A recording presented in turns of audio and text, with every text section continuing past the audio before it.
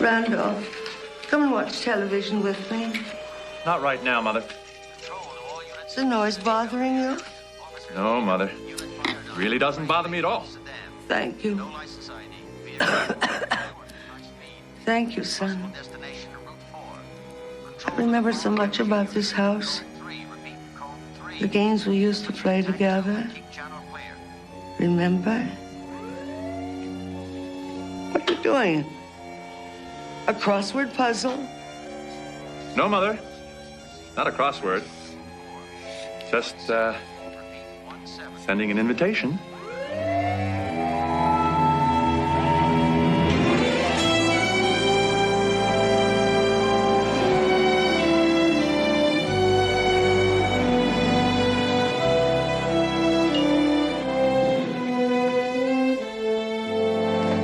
Houston, I left the courtroom as soon as I heard. What's going on? Welcome to my nightmare. This came in the mail this afternoon. The butcher boy. Houston, I don't believe this. This lunatic hasn't been heard about. 2 years, 9 months, and 6 dead women ago. Maybe it's somebody's idea of a very bad joke. It's him. Houston, you can't be sure of that. The butcher boy used to leave all of his victims lying in a bathtub. Now, apparently this girl drowned. Made this up special for me, CJ. Oh, it's him. I thought I was going crazy. I've felt it for over a week now. Oh, it's him. And then this comes in the mail today. Houston, listen. Listen to me. He killed the girl I loved 3 years ago, and then today he sends me an invitation. You're going there, aren't you? Santa Maria Island. Okay, what do you want me to do? Just put my papers together, my will, my insurance, everything. I'll sign it all in the morning before I leave. I have a feeling that one of us is not going to make it off that island alive. This is crazy. He knows what you look like. You've never even seen him.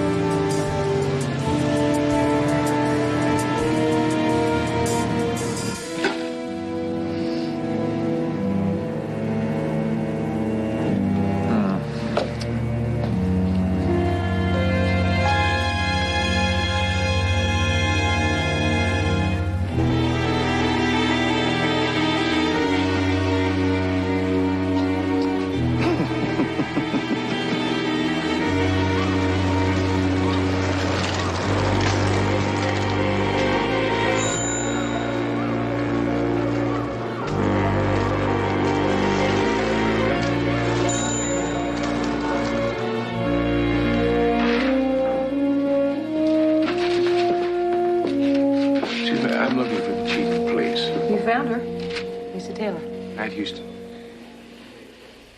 Well, pardon the attire. We don't usually dress as casually around here, but it's my day off. I'm a private detective from Los Angeles. Is there something I can help you with? I'm sorry. Well, you just remind me an awful lot of somebody that you reported a drowning a few days ago. Well, it wasn't a drowning. It was murder. What? What are you talking about? Saying that your drowning was a murder. Excuse me, Mayor Akers. This is Matt Houston. He is a private detective from Los Angeles. I don't give a damn where he's from. Listen, you can't come to our island and start spreading wild charges.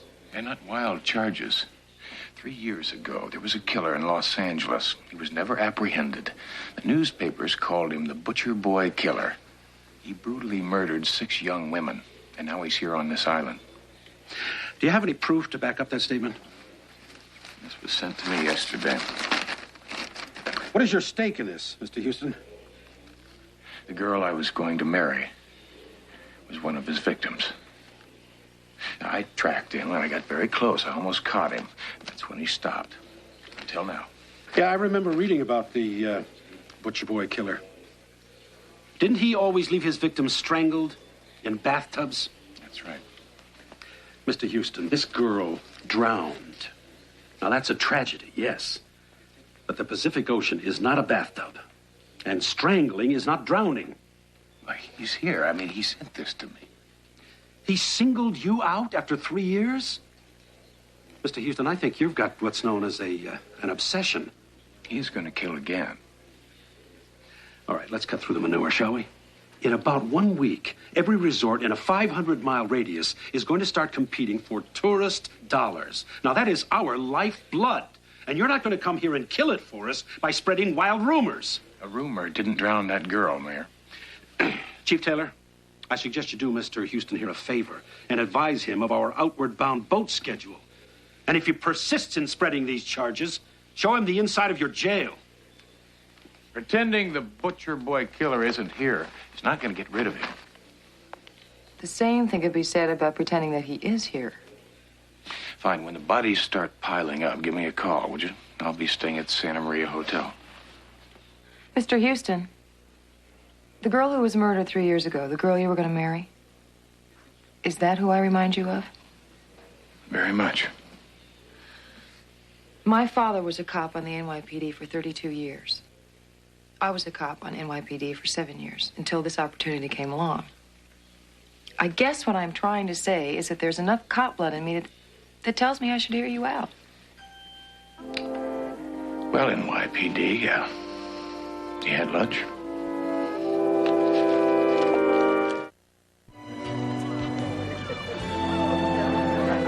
If the girl who drowned last week was murdered, and I'm not ready to say she was, you should be talking to her classmates. I talked to them, and I also talked to her parents. Seems like her parents know something the friends didn't. Turns out the girl that drowned off your shore was a champion swimmer in high school. It's interesting, but it's not unheard of. You are a hard sell, NYPD. What exactly do you want? I'd like to have access to the files for all the people you have here on the island.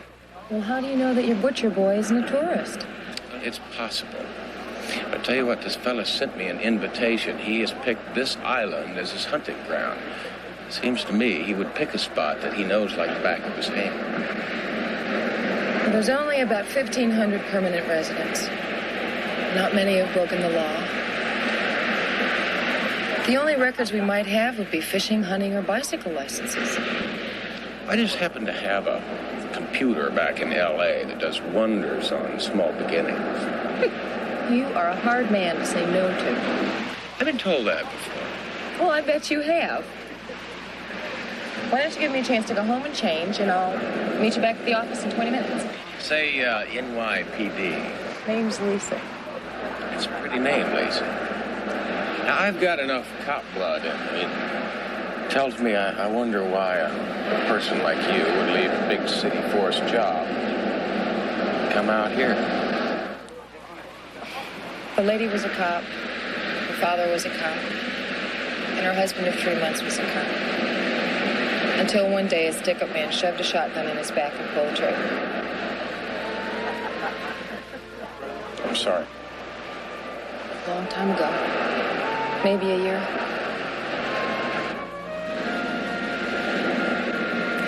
$20 minutes? 20 minutes.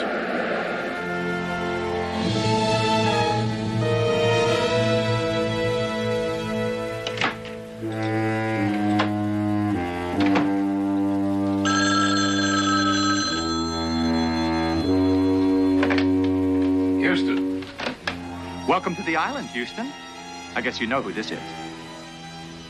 Where are you? That's for me to know and for you to find out.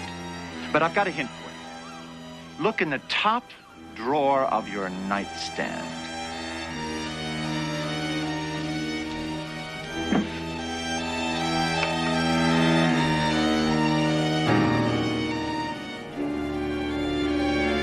Find it. Now find her. She only has 20 minutes to live.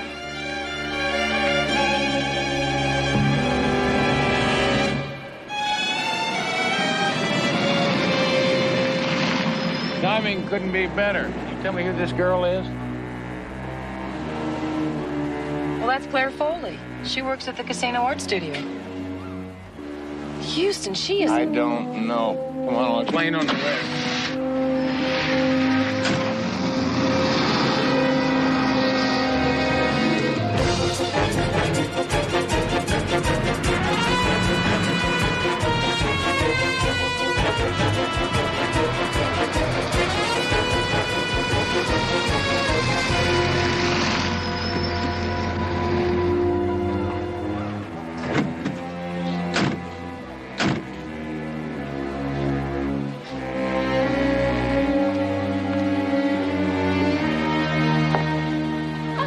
How's it going? Colleen, we're looking for Claire Foley. Oh, she's up at Arrowhead Stables. She goes up there every afternoon around now. We probably better call up there if she's there. Just tell her to wait until we arrive.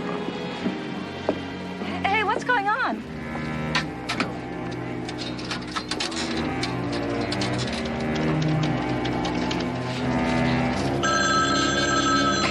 Sherlock Stables, can I help you? Yes, hello, this is Chief Taylor. Hello? Hello? The line just went dead. He's playing games with us. How long does it take to get the stable? 10 minutes.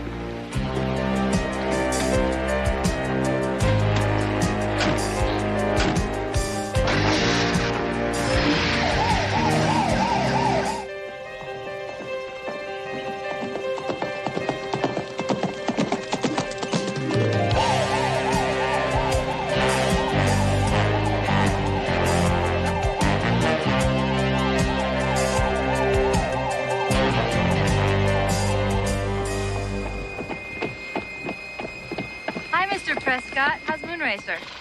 He's doing a lot better than I am. He hasn't lost a contact lens. Here, let me help you. Tell you what, Claire. You help me find my contact, and I'll let you ride Moonracer back to the stables. It's a deal.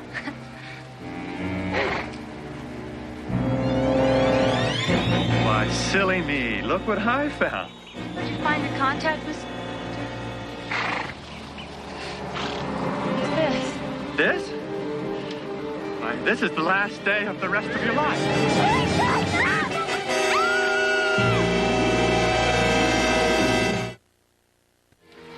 Tell me you've had better luck than I have. We may as well just call it all off. You and I both know that he's got her. When we find her, it's going to be in a bathtub somewhere, and she's going to be dead. What's the status on the missing girl? Now, what do you think? Got a killer loose on the island. What's he doing here? We need all the help we can get, Your Honor, and it doesn't look good. The two of you have got this girl dead and buried already? Mayor, please let me handle this. Well, how do we know that he's not behind this? Just to back up his crazy story. Well, fine. But either way you look at it, I've got a psycho in my hands. Now, you back off, or you can get yourself another chief of police. Come in, Chief. This is Dan. You looking up there yet? Yeah, and the mayor's here, too. Just checking to see if I get in. Nothing's happening back here. Haven't heard any more from us around the island. It's dark. Excuse me. Who hired her? What? Well, I mean, Lisa, how'd she get the police chief's job? I hired her. She was the best person for the job. Why a woman? I mean, one looks like she does. Well, no, I really don't think there's anything more we can do tonight.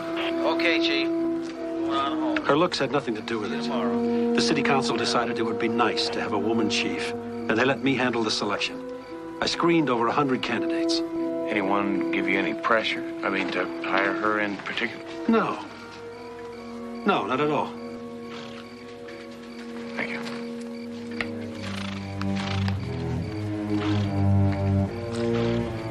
Looks like that's all we can do for tonight. CJ's expecting our call. Come on.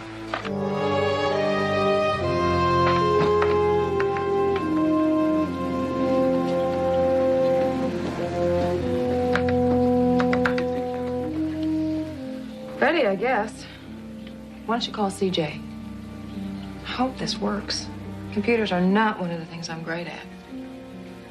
I'm sure you did just fine. I really remind you of her, don't I? I'm sorry. Don't be sorry. It's not all just memories. You know that, don't you? I know. My father used to say that life has a funny way of giving people a second chance. Maybe this is a second chance for both of us. Houston Investigations. Hello? Anybody there? Oh, CJ? Houston? Yeah, I'm here with Chief Taylor. She has her computer ready to go. Well, baby is ready. I'll put Lisa on. Lisa? CJ, Houston's told me an awful lot about you. Well, from the tone of his voice, I have the feeling I'm going to hear a lot about you. I'll leave you two ladies to your computers. I got to get back to the hotel, change, and check some things out. How about some dinner? I'd love to. Oh, boy, am I going to hear a lot about you.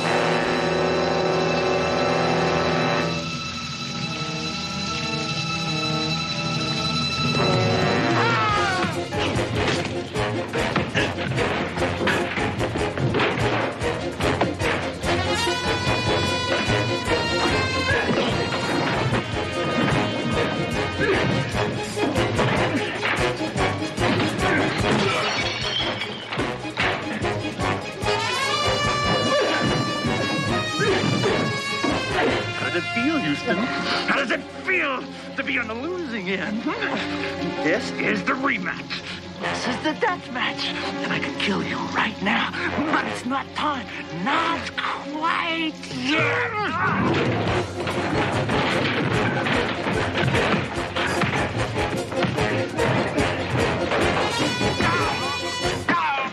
I could kill you right now, but it's not quite time. I just wanted you to know. What do I want? You're the taker. You took everything from me. I just want you to know that it's going to end like it did last time, only this time you're going to die, too.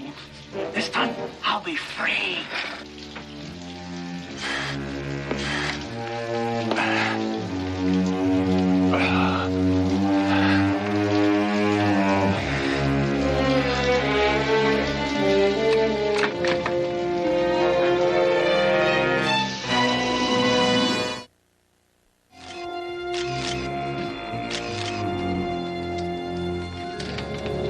I'd feel a lot better, Mr. Houston, if you stayed overnight at the hospital. I'd feel a lot better if I didn't. It's all right. I'll take care of him. I don't know what to say. Can't blame yourself. Even if you would have believed me from the word go, you couldn't have done anything to stop this. It's all very well thought out. All part of a master plan. Well, what do we do now? Best we can.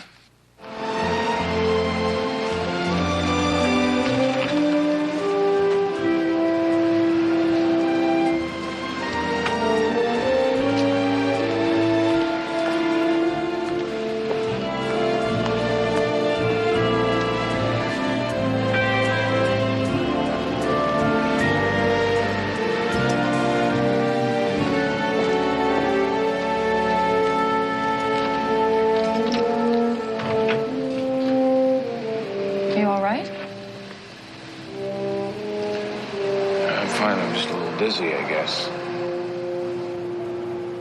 By the way, thank you very much. I never knew how lonely I was until now.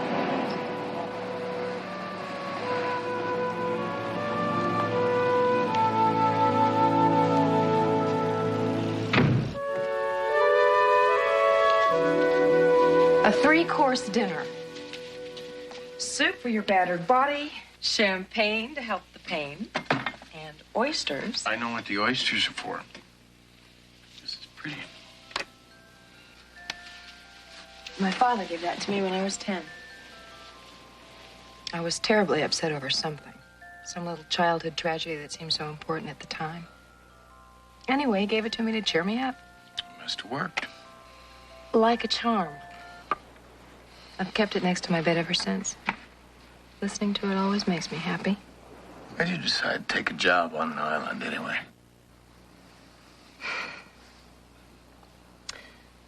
The first time they offered it to me, I turned it down. But then Joe was killed. And a couple of months later, they came back and offered it to me again. Seemed like a good idea. Chance to get away from a lot of things. You know, you being here and my waiting on you, it's not all memories. I know that. Come here.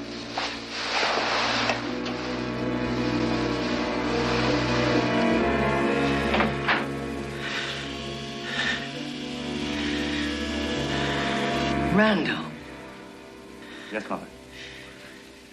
what are you watching? Just an old rerun that I've been waiting for. It seems that it's going to be ending a bit sooner than I expected.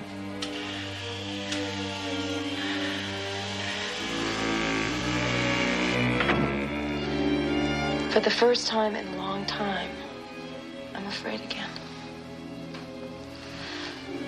I wish we could just go away and never have to come back. You will. Ooh, you will.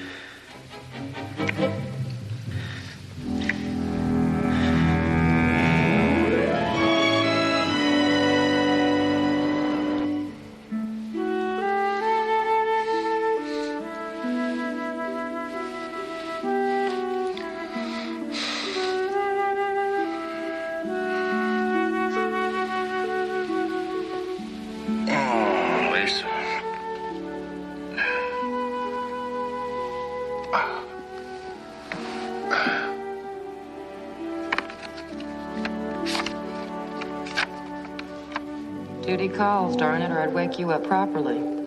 But if you want to use my car to take me to lunch, the keys are in it. And I'll be at the office. Love, Lisa.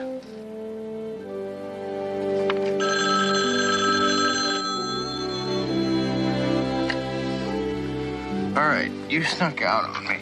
A girl can only take so much of your charm, Houston. Oh, CJ. Disappointed? I really shouldn't tease you. She sounds lovely. How'd you find me? Well, your lady called to let me know that I shouldn't be worried if I called the hotel and heard about the commotion. Oh, what's up? Results from Baby. You asked me to get a rundown on island notables. But as for the people that you specifically asked about, the only one that stands out is the mayor.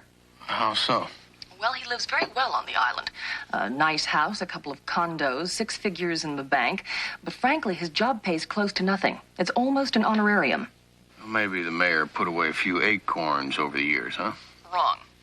Mayor Akers never made any money. As a matter of fact, many years ago, before the island was open to the public, he was personal secretary to one of the founding island families, the Prescotts. CJ, I'm getting a bad feeling about this. Why so? Because Mayor Akers is the one that hired Lisa for this job on the island.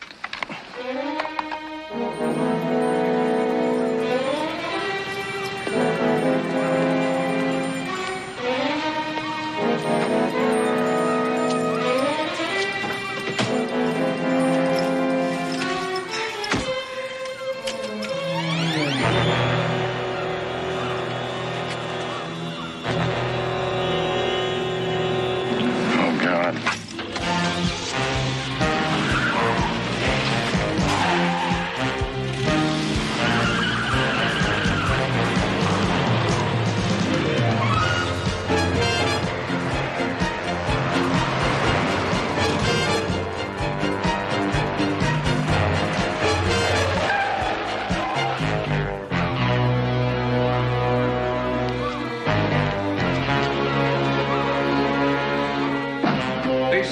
Where's Lisa? Well, she should be back presently. This Back from where? Well, there was a call to the interior of the island, an accident. Where on the island? Where is she? I don't know. She took the call. She didn't say.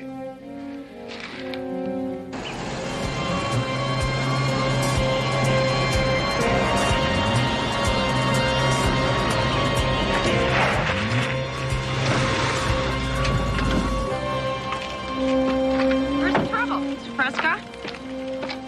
Well, there really isn't any accident. I just wanted to speak to you alone. Well, I don't understand. What's all the mystery about? Chief Taylor, this is Marsh at the station. Come in, Lisa. Give me that. Lisa, get back to the station. You're being called away from here. You're being decoyed. The killer's after you. Lisa. Life's just full of surprises.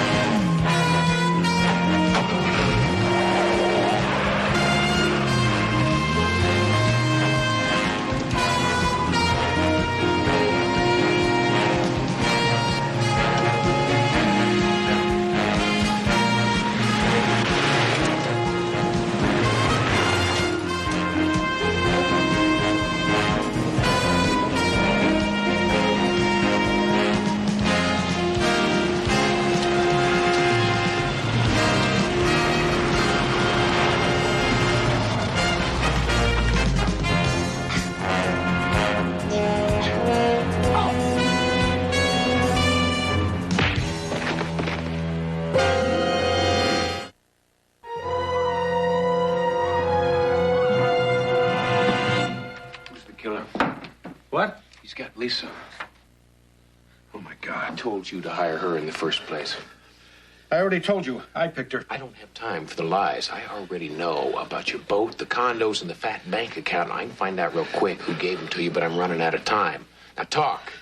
Randall Prescott. He gave me her picture and her file. At first, she turned us down, and he said it didn't matter. Try again. Well, Lisa was called the interior of the island. Is that where Prescott lives? He really did kill those girls, Is didn't that he? where he lives? The Prescott family owns 80% of this island. They've got a horse ranch right in the center. I need your help. Follow me, all right?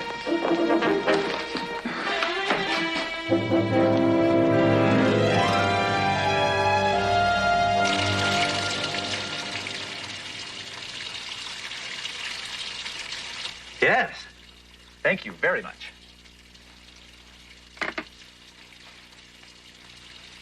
Look familiar?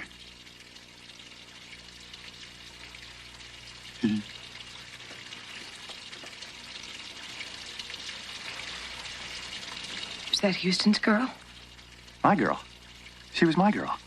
I saw her first. I loved her first. We worked in the same building. For 3 years, I watched her, dreamed about her, waiting for just the right moment to go up and introduce myself.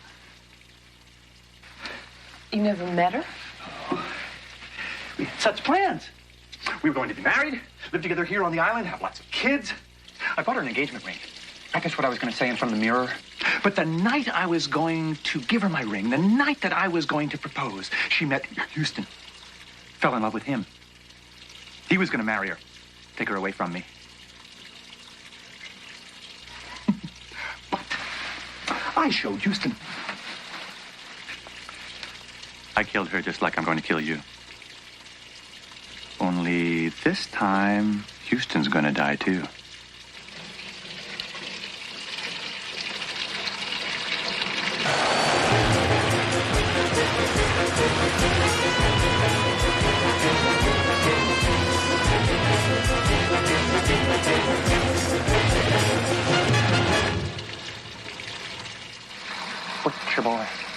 Butcher boy.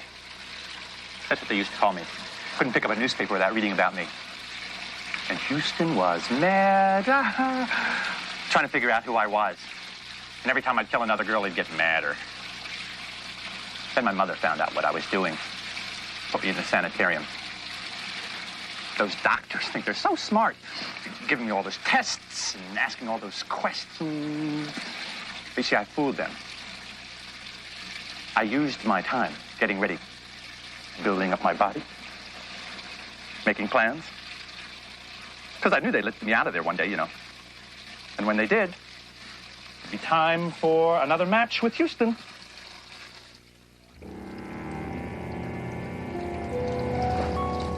Time for the death match.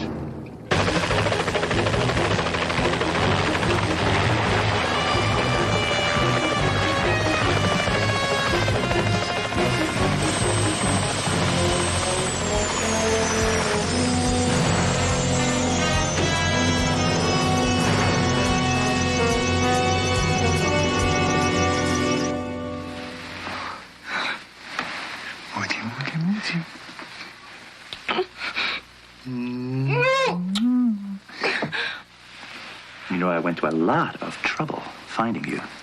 You know, find someone that looked enough like her. So you can imagine how upset I was when you turned down our offer to become chief of police. I had a life in New York. Yeah, I know. And a husband, too, but I took care of him. Boom. No more husband. You! No, don't do that again. You might make me lose my temper and I'd have to kill you too soon. You see, I have everything planned.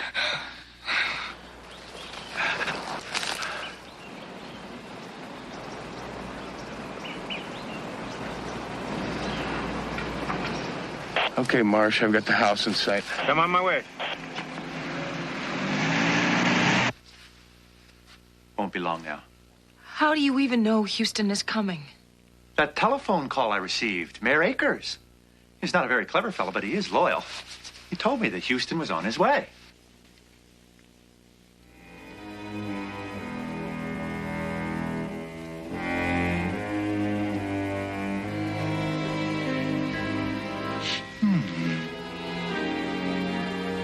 Don't go anywhere.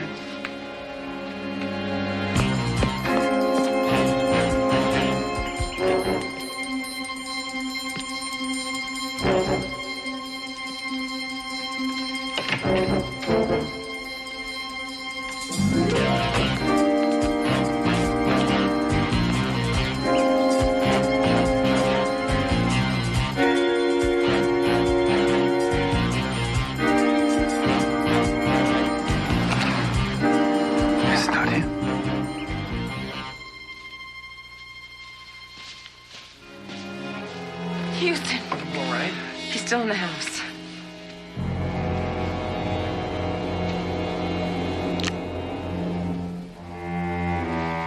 My, how the mighty have fallen. Move away from her. Why don't you just let her go, right? Nope, can't. You see, she's going to die now. You're gonna have to kill me first. Nope. Second. You see, this time, you're going to watch. They're going to find your bodies here together, horribly burned by the fire. It's a lovely house. And I will have tried my very best to stop it, but I won't have been able to. By the time I got here, the whole house was in flames. And I tried to save... my arms will probably be half burned. And I'll have to go away somewhere to heal. Drop the gun. Well, go ahead, do it.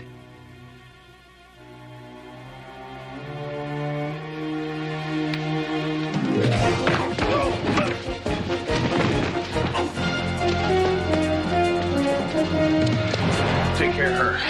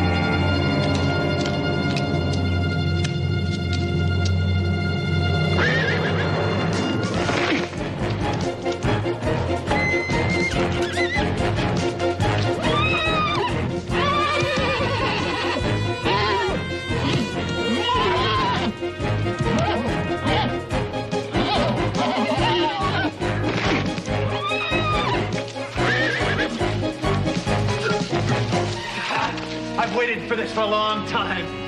Say goodnight, Houston. Freeze! Lay it down nice and easy.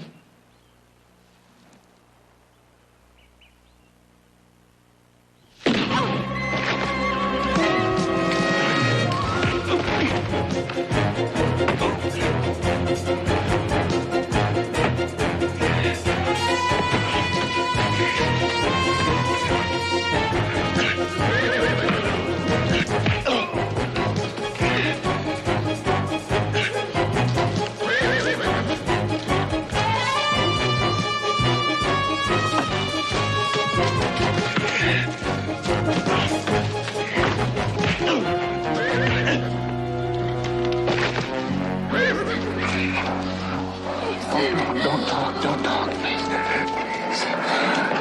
Get an ambulance. There won't be time. What's There'll be time. There'll be lots of time, all right? Lots of time. I'm gonna take you home and I'm gonna take care of you. Take care of you. Oh, Houston, you fell in love and now you've lost her again. No. Lisa. Fix me. A 3-course meal and, soup for the body, champagne. I love you. Come.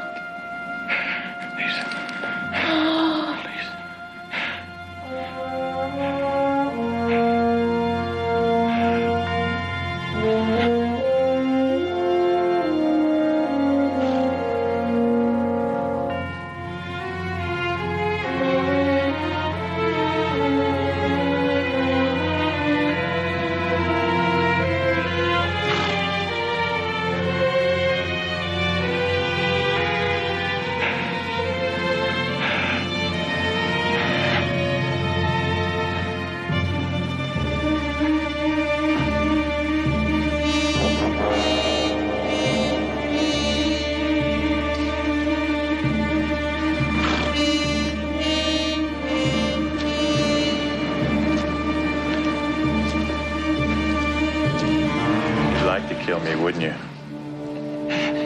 But you won't, because you're a good boy. You'll turn me over to the police, and the police will turn me over to the doctors because I am insane, don't you know? They'll put me in a hospital, and I'll be good for a while, and then they'll let me out again, and I'll be back for you.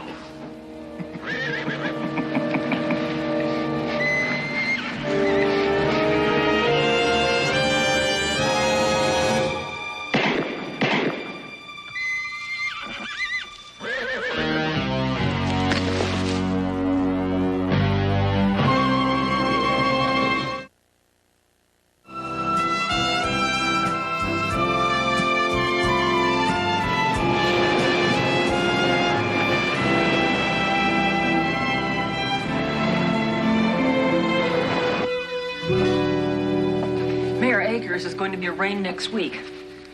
CJ, thanks for handling all the funeral arrangements and getting the stuff back Lisa's sister in New York. I appreciate it. No problem, Houston. By the way, Officer Marsh called to say that some of Lisa's belongings are still at the police station. They're holding them for you. I'd appreciate it if you'd take care of that for me, too. I'll finish up here. Well? I just need a little time by myself. Houston, I know. I'll be all right.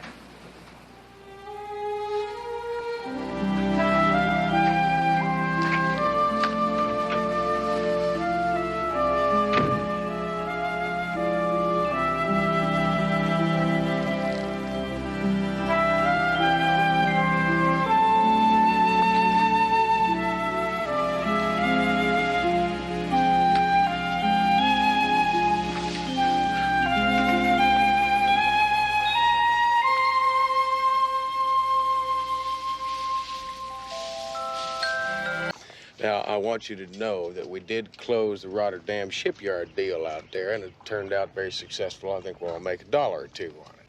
Now, You'll have to excuse me because I am suffering a little bit from jet and brain lag. Houston, this condominium conversion proposal is not going to require much of your time. Now, my brother Murray told me never to waste any of your time, so I'm not going to waste any of your time, Houston. Now, let me get right to the point. With me, I've got graphs, I've got computer projections, I've got charts, housing density reports, water tables, blueprints, models. I've been to the mayor's office, checked on building permits, and as a matter of fact, I'm sure that any question you might have, that either myself or one of my able-bodied assistants will be able to help you with.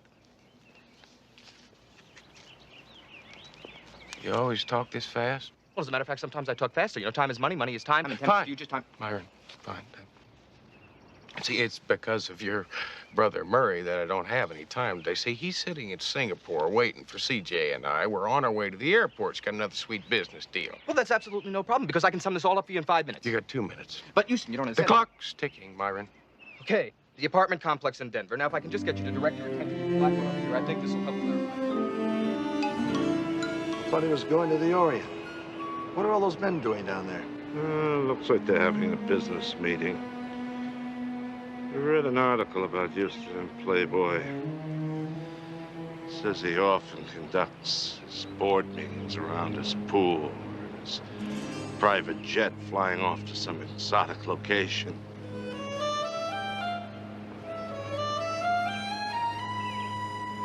Mike, there she is now. Oh, yeah. Such a pretty lady. Too bad. Why? Everybody has to die sometimes. Today's just C.J. Parsons' turn. That's all. And recommend it as a go project. Yeah, I tell you, Myron sounds like a real money-making son of a gun, and I would go along with you on it, except, CJ, if you are going to make it to the airport on time, I think you best go by your place and get your luggage. Can I take Lamar's wagon? Well, you can use my car. Houston, we're going to be in the Far East for 2 weeks, right? So I packed a little more luggage than Yeah, well, fine. At least you'll take the wagon. Thank you. Oh, by the way, there's a trailer in back of the barn. You can hook that up. It's got all kinds of room. Myron, why don't you recap that condo deal for Houston? Great. You know, as a matter of fact, there are a few details that I neglected to cover. First of all, the mayor in Denver is not particularly happy with the fact that Myron, just hold up a minute. See, I do have a problem with these condo conversions. Now, I don't believe the people that are living in those apartments right now are going to be able to afford $150,000 that we're asking for the conversion. Well, that's absolutely no problem at all. We're going to have people standing in line to grab up these units. Myron, it is a problem. See, I don't think it's right to kick those people out of their apartments just because they can't come up with the price of our condo. Houston, we're talking business. No, Myron, you're talking business. I'm talking people. This meeting's adjourned, folks.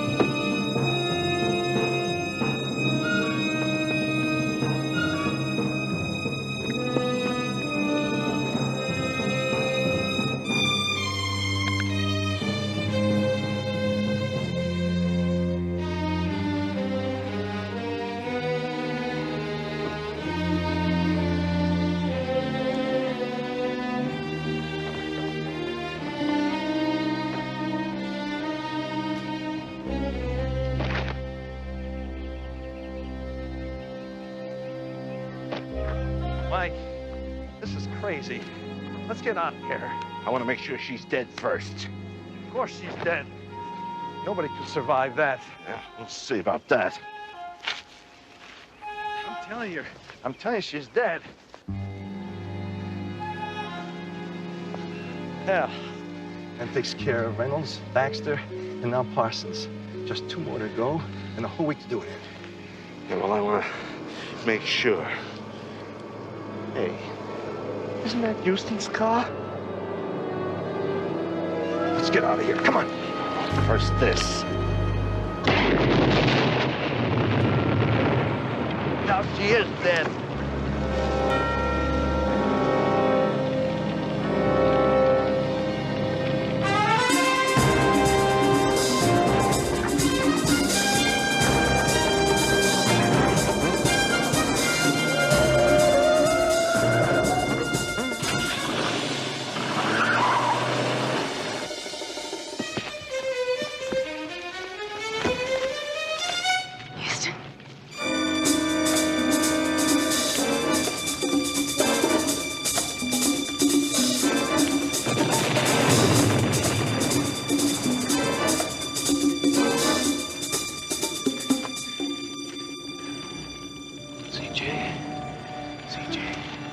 CJ, can you hear me? No, easy, CJ. It's me, Houston.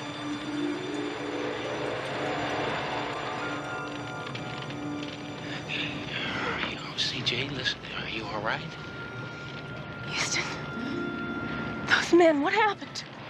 CJ, listen, take it easy. I'm just gonna get you to the hospital, all right? Houston, they looked like Laurel and Harding. They tried to run me off the road, and they said that takes care of Baxter, Reynolds, and now Parsons. Yeah, come on, I'll get you to the hospital. We'll talk about Houston, they looked like Laurel and Harding, and they tried to kill me. Come on, let's go.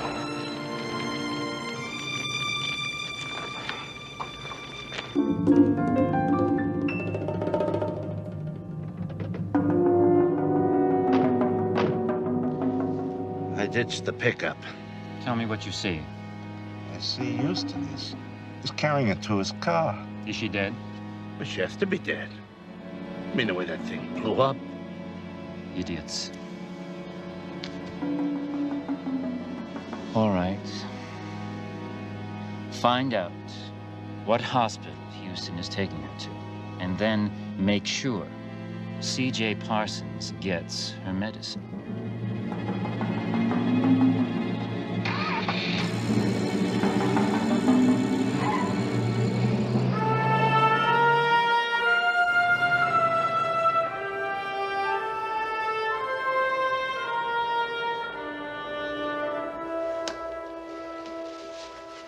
I can only give her advice. Can't make her take it. Thank you, Doctor. Come on, CJ. I mean, listen to the man, would you? I mean, he says you have a slight concussion. What's it gonna hurt if you stay here overnight? Big deal, Houston. Everybody gets a concussion. Everybody gets a concussion, but would you just listen to me? I mean, sit down, all right? Now, I am worried about you. You are a very lucky lady. If you didn't have those seatbelts on, you might not have come out of that accident alive. Houston, I'm going to say this again. It was not an accident. Laurel and Hardy. Yes, exactly. I mean, I know it sounds crazy, but this is what they looked like. Except for Hardy, the fat one had a scar right here on his face, and Laurel had a hook for a left hand. A hook? A hook. And after the crash, when they thought I was dead, I heard them very clearly say that takes care of Baxter, Reynolds, and Parsons. CJ, do you know a Baxter or a Reynolds? Yes, Belinda Reynolds and Kathy Baxter. We were sorority sisters in college.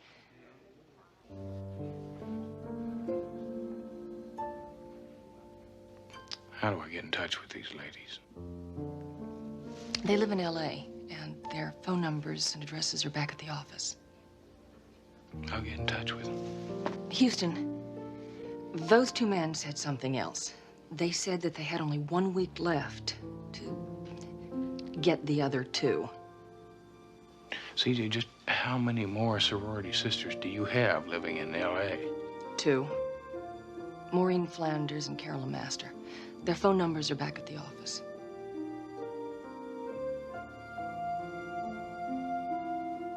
All right. Well, I'll get in touch with all of your sorority sisters and make sure everything's all right. Just do me a favor, please. Just stay here until the security men get here, all right? Okay. Thank you. For what? Not letting them kill you.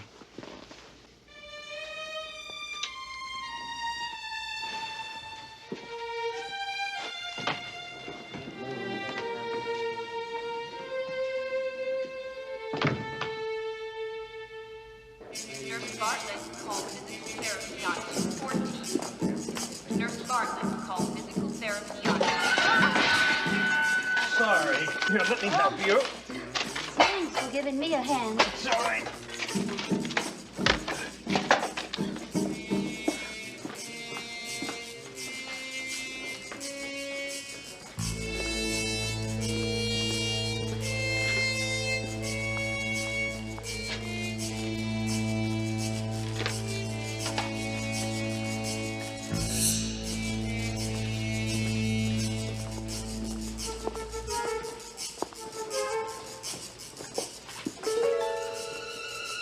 Gloved hand.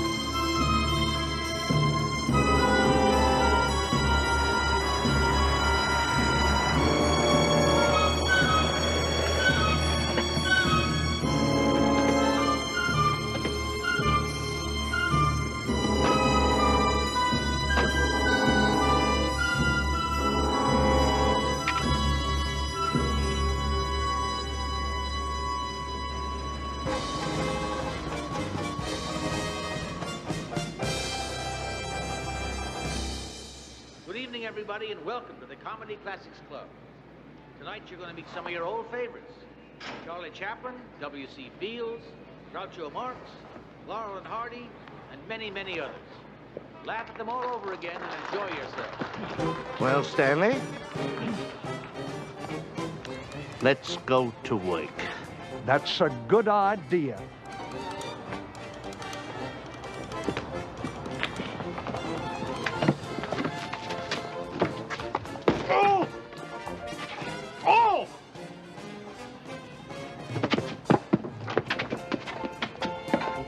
Reminds me of a time, many years ago, when I discovered the Aqui Indians drinking the juice of the cacti. I hear they're going to tear you down and put up an office building where you're standing. Godfrey Daniel. Hey, why are you staring at that young lady? Well, except for that mustache, she looks just like my Uncle Harry. Oh. Hey, I know your Uncle Harry. He doesn't have a mustache. Yeah, but she does. Oh. She does not excuse us.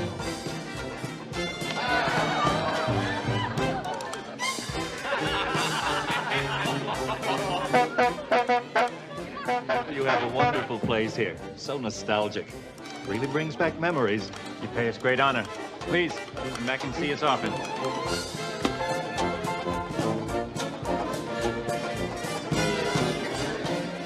How much would you charge to stand at the wrong end of a shooting gallery? Didn't we meet in Weehawken? Perhaps not. Darling, I'm sorry I'm late. There's so much to be done. The caterers and the dressmaker and then Frankly, I don't think Prince Charles and Lady Di went through half as much preparation for their wedding. Oh, it's just that I want our wedding to be so perfect. And it will be perfect. Because there'll be you. 6 more days. Oh, Jonathan, I'm so excited. I feel like a schoolgirl. And you look like a schoolgirl. You're sweet. But I haven't been a schoolgirl since... We agreed never to mention age. You're so much younger than I. Elizabeth, beauty has no age. It simply is.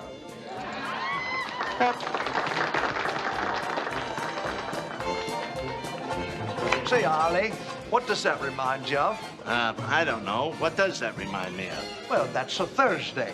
How could that possibly remind anybody of Thursday? Well, it's easy, you see. There's a Monday, and a Tuesday, and a Wednesday, and a Thursday. Hold out your hand. You heard me. Hold it out.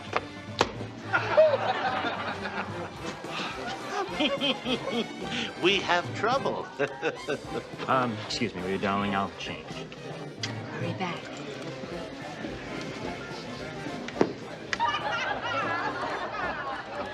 I'd rather have 2 girls at 21 each than 1 girl at 42. What's he gargle with, razor blade? Now, why do I have the uncomfortable feeling that C.J. Parsons is still among the living? Houston lucked out again. Lucked out? Yeah. What are we running here, huh? A crapshoot? If you ask me, we should have pulled the plug. No one's asking you. Mr. Renfield, this job's been jinxed since the first day. I say that what we ought to do is... Listen! That woman out there is worth more money than the 2 of you can count.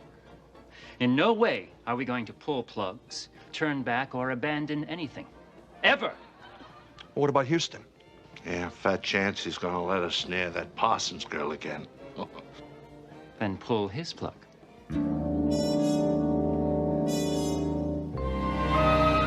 While you were making your police report, I checked on my friends. About 10 days ago, Kathy Baxter, one of my sorority sisters, was killed when her car blew a tire and she plowed into oncoming traffic. Police classify it as an accident? Same as they would have classified me as an accident if I wasn't here to disagree. It's quite a fire. It happened about a week ago. 5 people killed, including another sorority sister, Belinda Reynolds. Arson? Bullseye. Last time I saw Belinda, she was worried about her son's eyes, about his having to wear glasses or something like that. Funny what you think of at times like this. Yeah. Listen, what else have you got on your 2 living sorority sisters? Maureen Flanders turned out to be one hell of a lawyer. Local? Junior partner with a Century City law firm. So, has she had any recent accidents or near misses? Well, I called her and filled her in, and she's scared, but she's okay. That's a pretty lady. Doctor. Carolyn Master. First in her class, voted most likely to accomplish everything. Did she? Well, she thinks so, Houston. She gave up the big bucks to operate a free clinic in East L.A. Have you heard from her lately? Alive, well, and happy. CJ, listen, I want you to get a hold of our security people and arrange for around-the-clock protection for these gals. Now, I want you to stay put and get a little rest. I'm going to talk to your sisters. Oh, brother. Well, judging by your tone, Myron, it sounds like your mission was unaccomplished. Houston, L.A. is one very large landmass. Like you said, Houston, mission unaccomplished. Look, I tried, I really tried. I checked TV stations, theatrical agents, little theaters, comedy clubs, even parking lots. And no Laurel and Hardy's, huh? Zip. I did find a terrific Abbott and Costello, though. You know, those guys always did put me away. You remember that routine that they did with the hose on first and the second, third, what? Myron, listen, I'd love to send you on an Abbott and Costello mission, but they're not the ones that are killing people. So keep looking for me, would you please? Will do. Yeah. I mean, 10-4. Well, it's detective talk.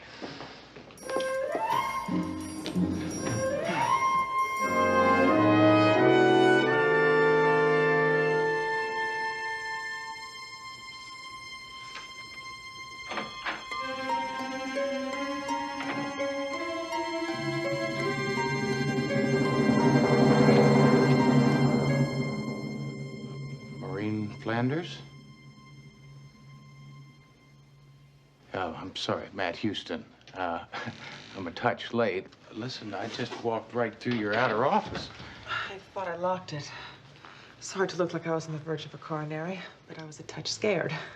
Well, CJ said she filled you in. Kathy, Belinda, now CJ. It's bizarre. I mean, we're just sorority sisters, girls from Sigma House. No deep secrets. Why would anyone want us dead? I've got some very good leads, and hopefully I'll have some more soon. What do you want from me? Information. See, if you can think of something, a common denominator, other than the fact that you're all sorority sisters, it just might help me. Now, I've got CJ making a list back at the office. Now, maybe if you did the same thing, it could help. Just something that might point me in that right direction. I just don't know. Frankly, I've been out of touch with most of the others. I guess it must be the workaholic in me. Listen, you gotta think hard, Maureen. Think real hard. Now, it's important. Something that might give me an answer. I don't know. I keep going over the day the 6 of us graduated, the party we had. Wait a minute. 6? I thought there was only 5 of you. Oh, Mary Ann McDonald was a sorority sister. But she died 4 years ago, car accident. But I'm sure her death has no bearing on this. Yeah. I'm not so sure. Now, I can't be sure that you're not next on the killer's hit list. Come on, let's go. Where to? We're going to your house. I've got a security guard waiting for us. Be there when we get there.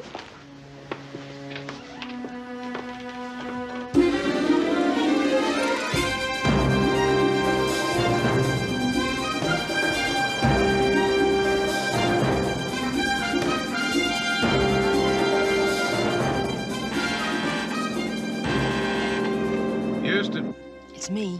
CJ, I thought I told you to go home. I am home. One of the reasons I'm calling is to see if Maureen is okay. Maureen is fine. I just took her home. Listen, she told me about Mary Ann McDonald.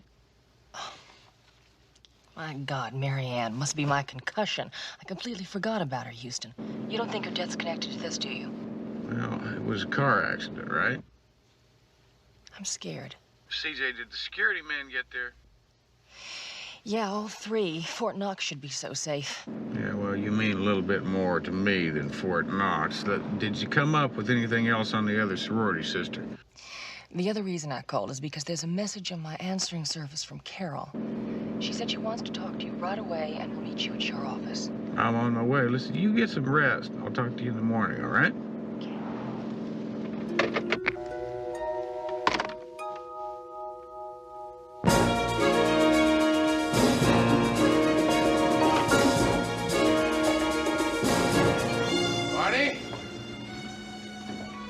Houston, I'll be up in my office for a bit, all right? Barney.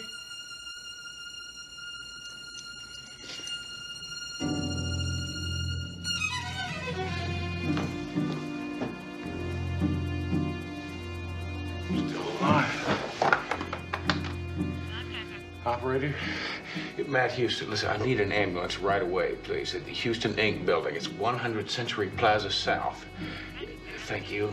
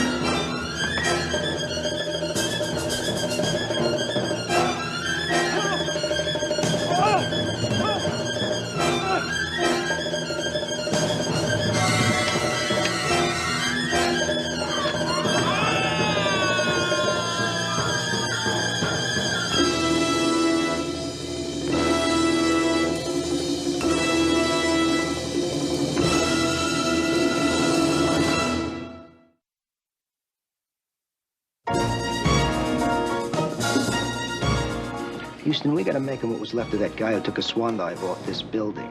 Name Richard Hunter, would-be comedian, Philadelphia, in town about 6 months. Any other occupation? Like I said, failed comic, got desperate. You name it, he'd do it if the price was right. All of which tells us absolutely nothing. Yeah, except for the fact that these two fellas, one of which was on the concrete at the base of my building, could have been working for somebody who masterminded these murders. Vance, thanks for coming down. I appreciate it. Thanks for the coffee. Bye-bye. Bye, CJ. You know, I sure wish you hadn't come down here. Why didn't you stay home? Come on, Houston. First my sorority sisters, now you. How am I supposed to stay at home? It's a good point. Let's go to work. All right, CJ, these are all the players and their common denominators, at least the ones we know of. I checked the out-of-state sorority sisters. They're all fine. Houston, listen, I'm worried about Carol. I spoke to her on the phone. I filled her in. She said she was going to meet me here at the office. It's been quite a while, and she hasn't shown up. Oh, yes, she has. Doc! CJ. Hi, Doc. How are you? Fine. How you doing? You look great. Thank you. Matlock, this is Carol Lemaster, the best sawbones Harvard ever gave a sheepskin to. Well, Dr. Lemaster, you can take my pulse anytime. Well, I only wish we were meeting under happier circumstances. Yeah. Well, hopefully the information that you girls give us will prevent us from coming up with another eulogy. Now, your lawyer friend, Maureen, she told me there was a common denominator that we don't know about yet. What's that? Mary Ann McDonald. But she's been dead over 4 years. What could Mary Ann's death have to do with us now? You tell me. Well, there's not much to tell, Houston. She was a lovely girl, voted most popular in the sorority. And she was lucky. Everything fell into place for her. Mary Ann was bright, pretty. She met a real Prince Charming and got married. Just like a fairy tale. Except for the ending. Yeah. Listen, Maureen told me that Mary Ann died in a car accident. Now, where was that? San Francisco. Oh. Houston, where are you headed? San Francisco. I want to find out about the so-called accident. Doctor, it was a pleasure. Is he always like that? No, sometimes he does things on the spur of the moment. Excuse me. Houston Industries. CJ, Myron, put Houston on the phone fast. Myron, he's left for San Francisco. San Francisco? But I think I found half of what he's looking for. Hardy, but no Laurel. That's because Laurel is dead. Kidding. The top floor? Ooh. Okay, I'll keep an eye on Hardy until you hear from Houston. Right. Oh, excuse me. I'm sorry, miss. Okay, but the next guy that grabs him, he gets punched out. Oh, they used to call me Snow White, but I drifted. Oh.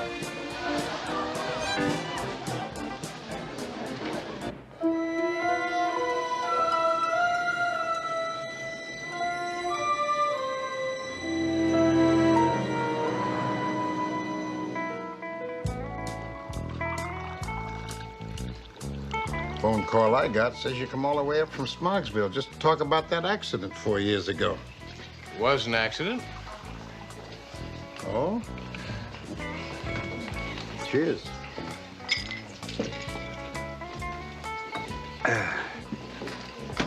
Well, here's the story. I'd been off of homicide for about a year, assigned a traffic detail, and we got this call that a brand new car was doing a Brody off the Golden Gate Bridge.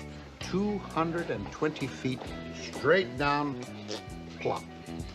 Yeah, and inside that car were the newlyweds, Mary Ann McDonald Singer and her husband, Charlie Singer. Well, we found her, not him. She was strapped in, seatbelt. So you just assumed that his body was swept away by the current? I didn't assume nothing. The guys down at headquarters, that's what they settled on.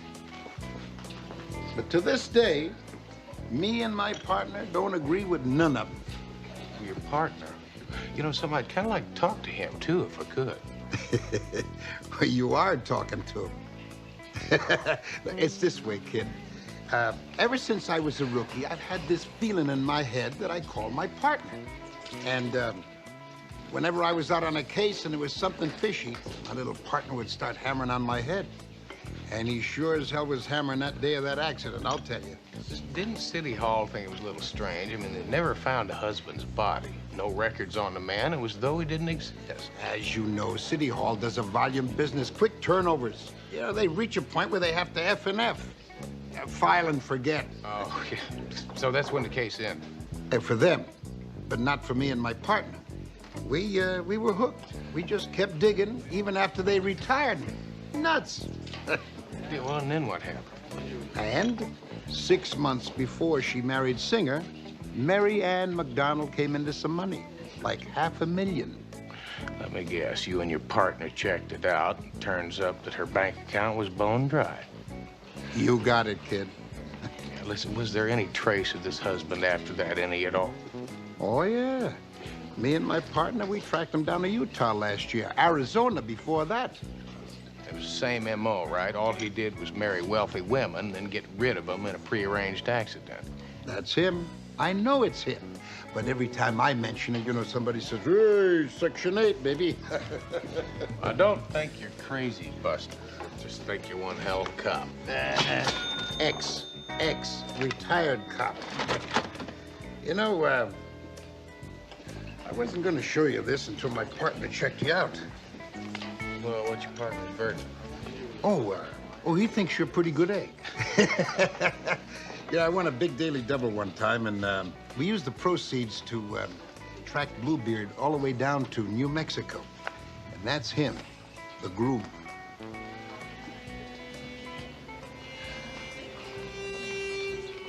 Tell me something, Buster. Can I hang on to this for a bit? Only on one condition. If you catch that creep, you let us know. Me and my partner would feel vindicated if you did nail him. You got it. And I'll tell you what, tell your partner I'd like to buy both of you a very expensive dinner. You know, steak and lobster. Who knows, maybe we'd come up with a big bottle of champagne. Oh, he'd like that. I bet you he would. All right, come on now. From now on, shirts and ties. That's it.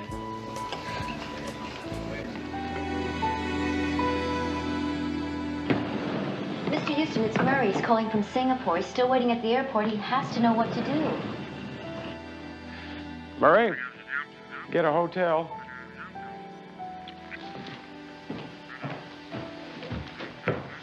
I haven't met the chap. Oh, Houston? How was San Francisco? Well, I think I'm one step closer to finding your would-be killer, CJ. Listen, ladies, I need to ask you all a question. Now, are any of you planning on attending a social event this week, say, like a wedding? I am. And so am I. Ditto. Ditto. So you're all going to a wedding? Aunt Liz's. Who's Aunt Liz? Aunt Liz, Elizabeth Davis, as in Davis Diamond Mine, Davis Steel Mills, Davis Land Development. You might say Aunt Liz is the patron saint of our sorority. Founded it back in the year of the flood. Supported it ever since. You obviously don't read the social columns, Houston. It's going to be the wedding of the decade. Does anybody here recognize the groom in this photograph? It's Charles Singer. The man who married Mary Ann 4 years ago. We were Mary Ann's bridesmaids. The man has made a career out of marrying rich women, and then he kills them off, like he did Mary Ann, and like he plans to do with Aunt Liz. Houston, this doesn't track. Now, why would he want to kill the three of us? It goes like this. Now, he knows that Liz is connected with the sorority sisters.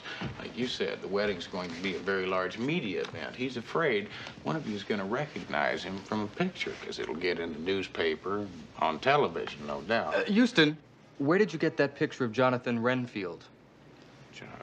What do you mean, Jonathan Renfield? The owner of the Comedy Classics Club. Jonathan Renfield is the name of the man Aunt Liz is going to marry. Didn't CJ tell you that I found the latter half of Laurel and Hardy last night at Renfield's club? Myron, I forgot. I didn't have a chance. Now, are you positive that the man in the photograph is Jonathan Renfield? Well, of course it is. I talked to the man while I was there last night. Better get a hold of Aunt Liz and warn her, CJ.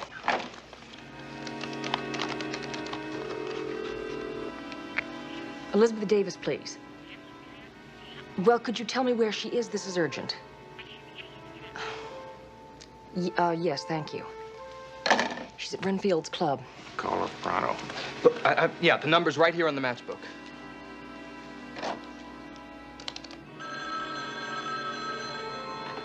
Hello, CJ. How are you? Are you all right? Well, never better. Why do you ask? Listen, I don't have time to explain. I want you to listen to me and just trust me. I'm here with Matt Houston. Now, he has proof that the man you're about to marry is a killer. CJ, are you serious? I'm dead serious. But what in God's name am I supposed to do? What you do is nothing. You stay right there. Matt and I are on our way over now.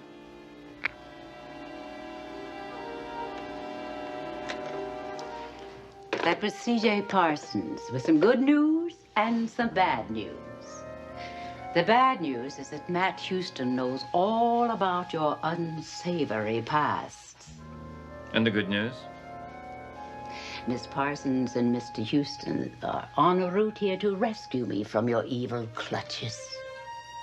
Well, then, we'll have to prepare something very special for their arrival, won't we?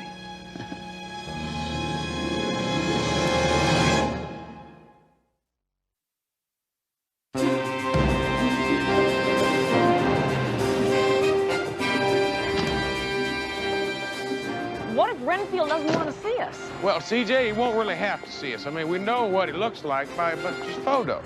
Well, Myron says he likes to dress up like Charlie Chaplin a lot. Oh, well, I mean, if that's true and he does it today, it's going to make things a whole lot easier.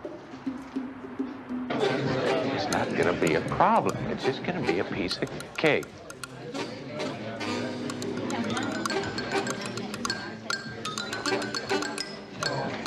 Oh, boy.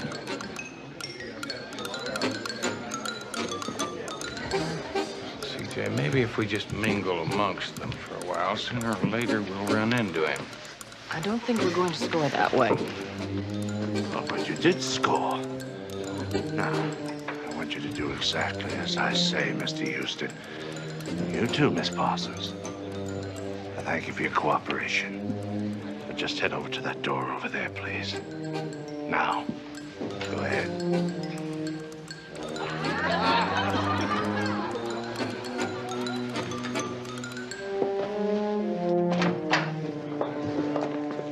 CJ, welcome.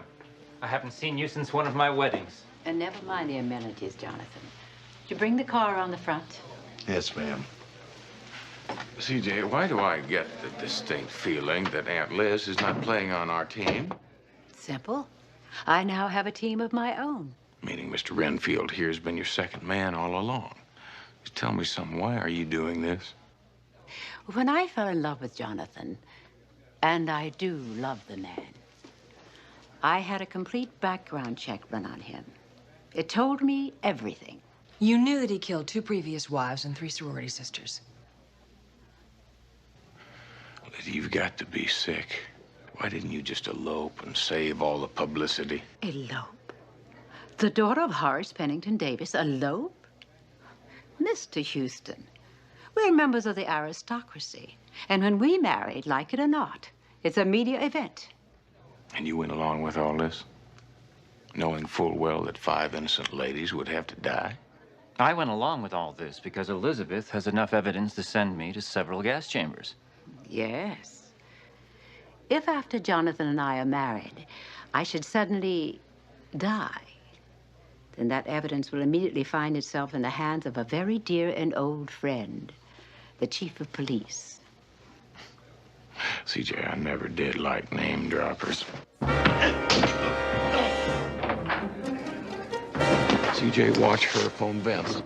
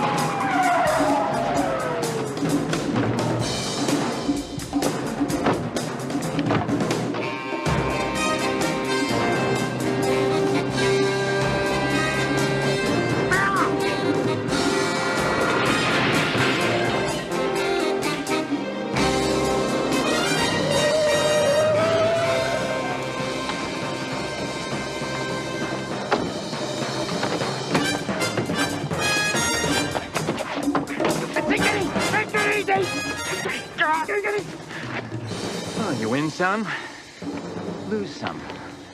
Right, Houston? Houston, take it easy. Take it easy. Tried to kill CJ. He used to forget this guy. He's going to jail for the rest of his life. He's not worth it.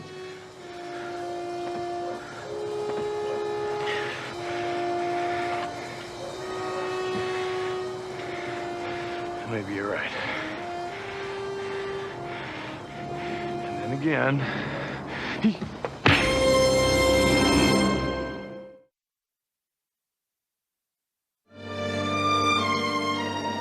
Tell you, this might just wet your whistle here. Oh, doesn't that look Oh, it looks good? wonderful. Mm-hmm. Tell me something there. What's a fellow like you doing running a bar? I mean, being a retired cop and all, is a little dangerous. Yeah, but, you know, a little more income. I can't argue with that. Yeah. You know something? Renfield was a real pro. I mean, it's just like with all his victims. He really did his homework on Elizabeth. I found out that Aunt Liz was a classic comedy freak. And he built the classic comedy shop just for her. Hey. Well, Mama. Okay, I'll talk to you later. Yes. What a handsome man. Who, Mama? Pero, Oh, that's Mr. Buster. oh, so he's the one who was a big-time San Francisco policeman, huh? Yeah. He supplied all the information to help Houston break the case. Boy, they sure got good-looking cops in that San Francisco. Ma, they got good-looking cops in L.A., too. Really? Oh, you could have fooled me. Oh, buonasera, CJ. Houston. Listen, Mom, I'd like to meet a friend of mine, Buster. Oh, How do you you do? How is Mrs. Buster? Well, there is no Mrs. Buster. I'm a widower. Oh, what a coincidence. I'm a widow, too. 15 years. 15 lonely, long years. Won't you sit down, Oh, Mama? I really shouldn't. Mama, what are we going to have for dinner? We're starved. Oh, yeah. Shadows dance where the lights don't go. A secret hum in the afterglow. Silent codes in the midnight air. You feel the pull, but no one's there.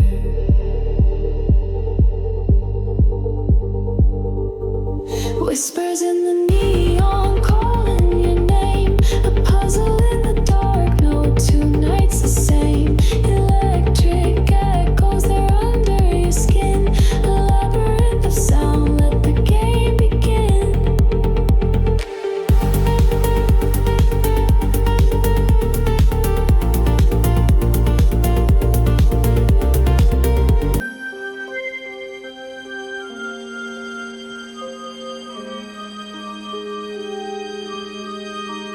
Half turn to your right. That's your left. Don't you know your right from your left? Kid's a regular brain surgeon. Well, I did my best. Well, she's all wrong. That's all right. We'll fix it. First, we gotta get rid of that makeup. But that's the way you usually want them. Well, this time it's different. See, there's this state senator who's been real good to St. Nick during this last investigation. And the state senator just happens to have a thing for, young girls. Sweet young girls.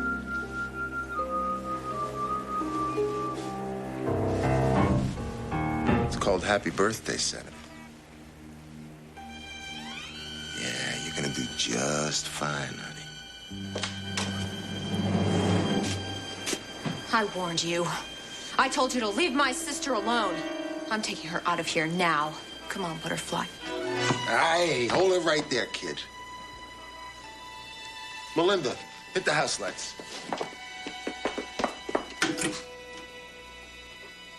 You. I told you to stop making waves, didn't I? St. Nick owns you and all those other hunks of meat out there on the boulevard. And since I speak for St. Nick... Wrong. St. Nick doesn't own me or my sister. Not anymore. Because I found out who your boss is. The real St. Nick. Wouldn't the world love to know that respectable Mr. Law and Order civic leader is really king of the pimps? You got a big mouth. And it can get bigger. Because if you don't let us go, I'm going to the cops. And then everybody's gonna know who the real Saint Nick is. Everybody. Marcia, look out! Come on now. Go!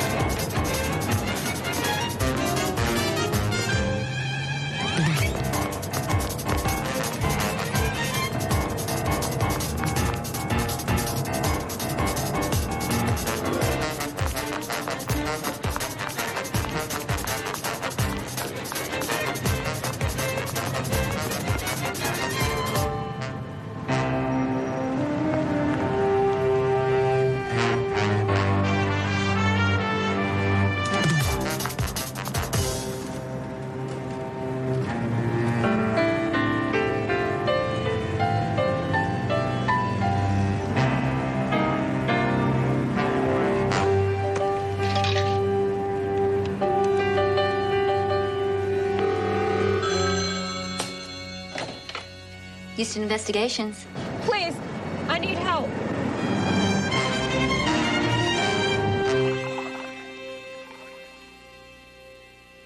My name is Marcia Hall.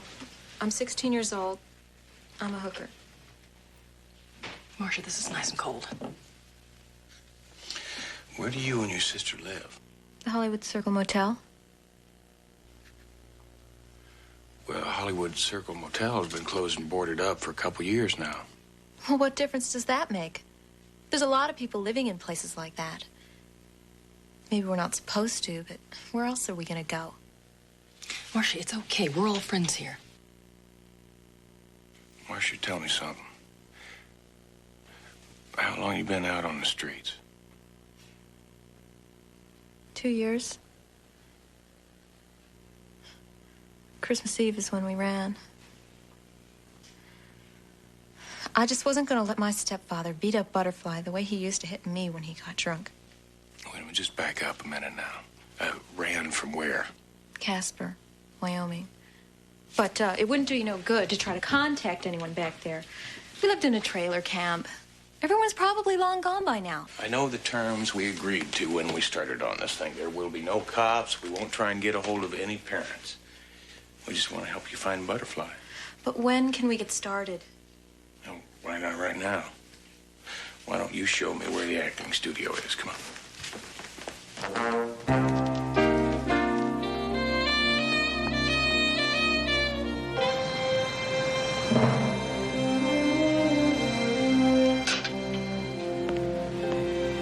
Well, surprise, closed, locked up tight. Oh, they change locations every couple of months. Sometimes it's a dance studio, sometimes acting.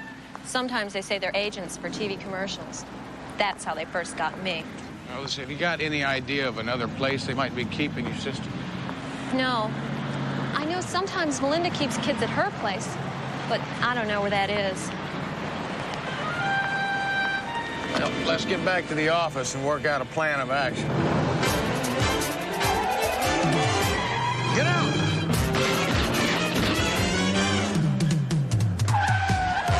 It's them! Yeah, I had that feeling.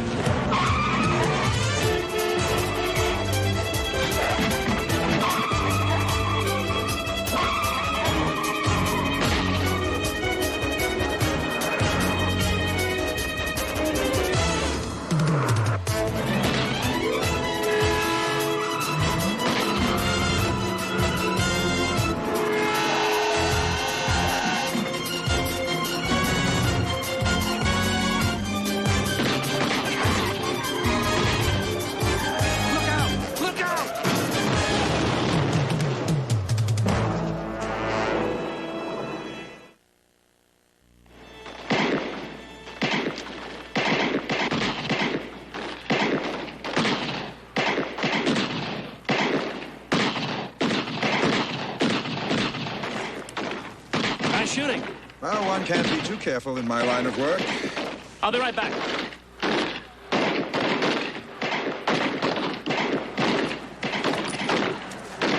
It's always the telephone. It's important. At Marshall Hall, kid. This morning, she showed up at the acting studio screaming for her sister. Said that if we didn't give her Butterfly, she was going to expose you as St. Nick. Me? You mean she knew me by my name? Well, she called you Mr. Law and Order. That's what they call you in the papers, isn't it? I trust you persuaded her against taking such action. Well, we tried. I'm afraid she got away for the time being. What do you mean, the time being? Well, we still have her kid sister. She's bound to show up for her, and then we'll get her. Then you'll kill her. I hate to say this, Houston, but street kids are a dime dozen. Meaning? Meaning, what kid would mean so much to St. Nick that he was shooting you down in broad daylight? I really don't think it's the girls, CJ. It's what she threatened them with. She told them that she knew the true identity of St. Nick and was going to go public with it. Well, that is a big story. Did she say who it is? That's a point, CJ. She really doesn't know. She was bluffing. Now, all she heard was that St. Nick had something to do with law and order. Well, she's bluffing the wrong people. Baby. What kind of people exploit children? The kind I intend to hurt, CJ. First, I have to find Butterfly. Chow time? Marcia, how do you like yours? You like it well done, meaty, or still mooey? I'm not really very hungry. Oh, now, come on. You got to eat something. Got to keep your strength up. Besides, now, I always say that it's best to talk to a client over a meal. It makes everybody good and relaxed. Look, if it's about the money, I have it. I can pay you. Almost $700. Marcia, it's really not about the money. I was going to use it to get me and Butterfly out of town, but... Marcia, it's about the police. What about them? Well, I think it's time that we talk to them. Now, wait a minute. Listen. I know what I promised you, but that was before I realized how serious these people are. I just want to find Butterfly. So do I. They tried to kill us today. But somebody out there's got to know where she is. Listen, those were real bullets today. These people mean business. Now, if we go to the police, you tell them about St. Nick, they can help us find Butterfly. He's right. You really think so? I know so. Come on, what do you say? Talk to him? All right. Atta girl. I need to use the bathroom. You know where it is?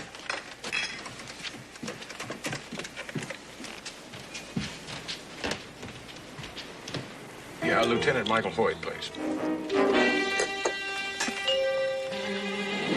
Houston. Marcia? Houston. Listen, how far can she get? She took your car keys.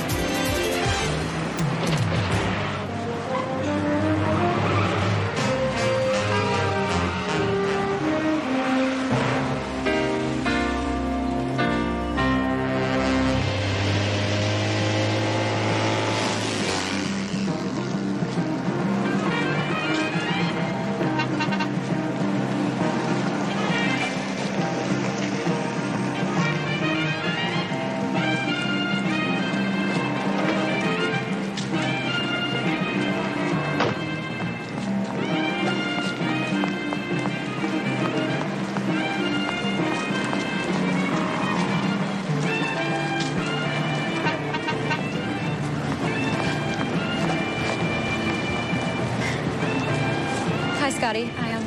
I've been looking for you. Marcia, I know all about it. I wish I could help. Look, I'm really sorry. Oh, come on, Scotty. You're not afraid of St. Nick. He doesn't pimp for you. Wrong. St. Nick bought me from Freddie. Since when did St. Nick start handling boys? 2 days ago. Hey, give him a year and he's gonna own it all. He's not owning me. And he's not owning Butterfly. Scotty, I've got to find her. I don't even know where they're hiding her. Even if I did, St. Nick's put the word out. Anyone who helps you. Sorry, Marcia.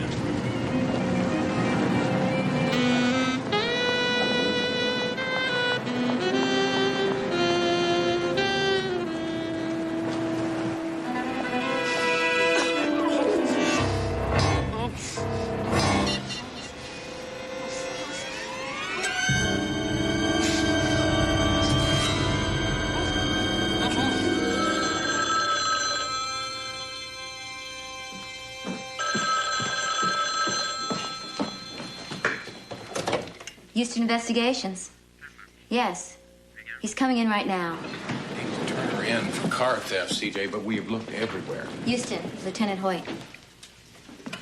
Gonna do for you, Lieutenant? You lose something, Private Eye? Well, what'd you have in mind? A red convertible, registered to Matt Houston. Well, as a matter of fact, I did. You know, I was just gonna call you and report it missing, so you found it, huh? Oh, we found it, all right. Along with something else in the trunk. Body of a girl, looked to be about 16.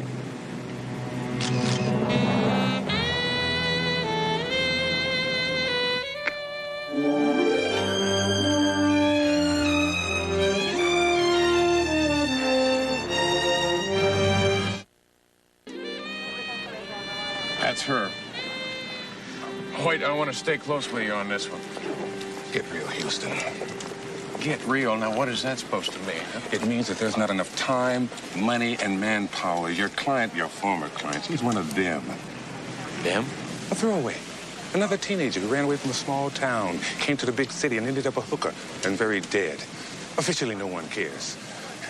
No one wants to look at their garbage. Officially, they're throwaways.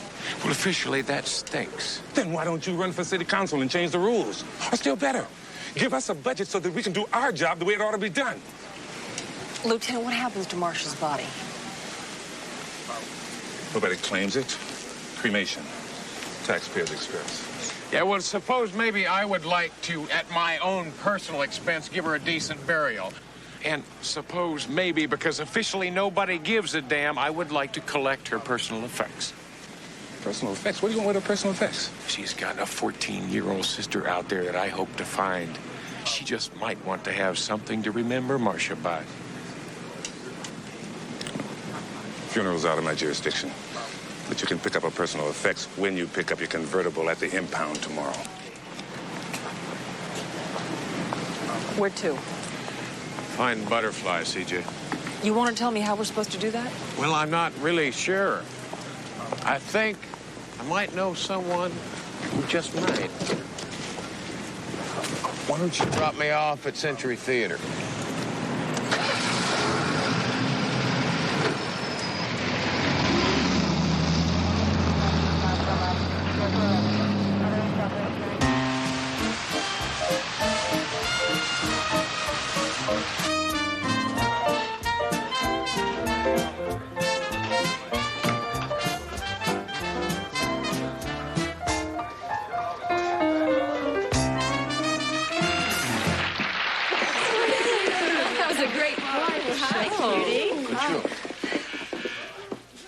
Houston!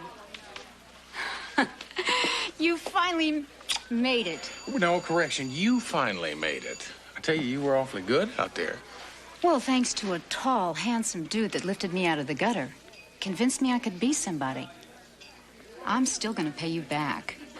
How about right now? I need a favor. Name it. St. Nick?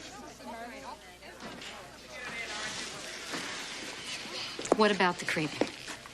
He's got something I want, Margot. A 14-year-old girl named Butterfly. It'll take a lot of calls to a lot of bad memories. She had a sister named Marcia. Worked for St. Nick. Tried to get her out. She wound up very, very dead. I hear you, Houston. I'll be in touch, one way or the other. Thank you. You be careful.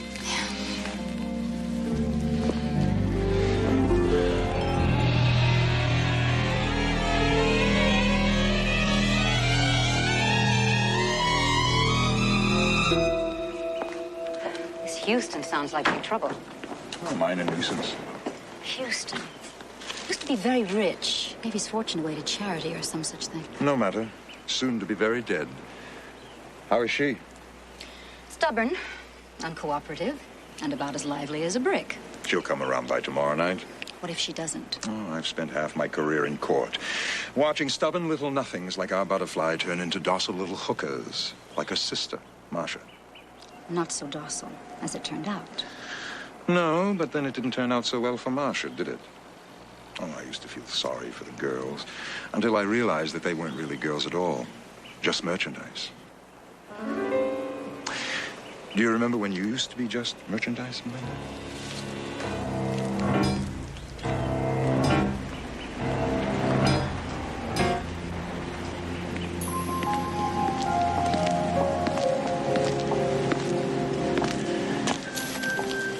Hello, Butterfly. How are we today? Melinda says we're being petulant. We are being petulant. But no matter. By tomorrow night, you are going to be a bright-eyed picture of sweet innocence, aren't you? We're going to be the very best birthday present the state senator has ever had. Aren't we, Butterfly? Maybe she needs some discipline. No, not yet. She'll cooperate. That's because I can give her things she never knew she could have. I can make you beautiful, and popular, and desirable. I can even make you significant. Or I can kill you, just as I killed your sister.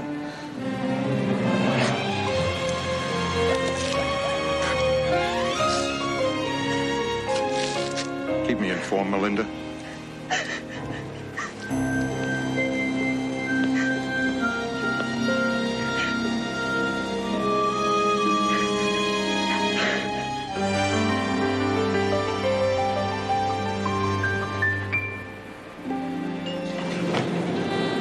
Good morning, Houston. CJ went to pick up your car at the police impound garage. Meantime, there's a lady on hold named Margot. Well, that was fast. Hello, Margot. Did you come up with something? I've been on the phone all night. Well, go. A boy prostitute, name of Scotty. He was tight with that girl, Marcia. Might be able to point you in the direction of St. Nick. Well, tell me something. Where do I find this Scotty?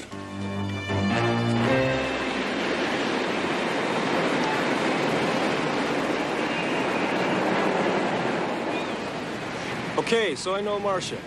Now, when was the last time you saw her? You're a cop, aren't you? Actually, I'm a private cop. Kind who is willing to spend big bucks to anybody who can point me in St. Nick's direction. Me? Think you're St. Nick? He's got Marcia's sister, Scotty. Now, she doesn't belong to him. You must think I'm a real Looney Tune. No, what I think is I would really like to help you get off this street. Now, I will bet you that you had a home once. School, friends, probably got a mother and father who are wondering where you are. Just get out of here. Oh, damn it, you listen to me for a minute. I know that sometimes running away seems the best thing to do. But I'll tell you something. Sometimes all it takes is a phone call. All the harsh words are gone. Your parents are just glad to have you back home. How can I go home now after what I've become? Scotty, I can help you get home. Just please help me. Help Butterfly. Look, just call me, all right?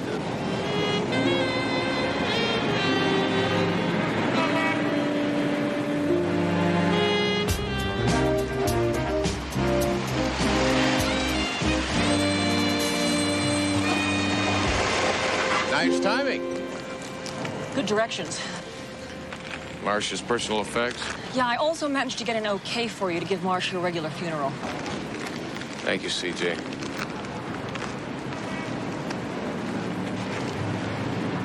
This must be Butterfly. Houston, when you do find Butterfly, what are you going to do with her? You can't send her back to that stepfather. First, we have to find her, CJ. What's this? I have no idea. It looks like some kind of a code.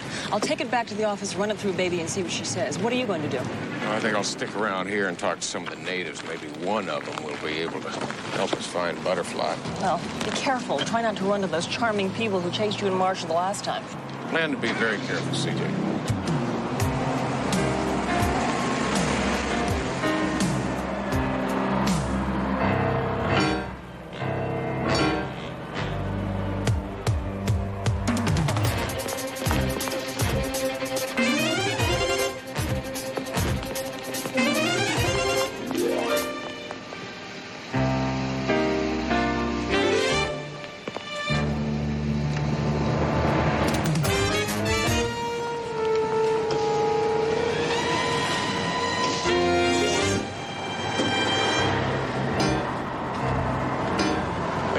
shoot me in front of all these witnesses? Let's go take a look at the view. Come on. Come on.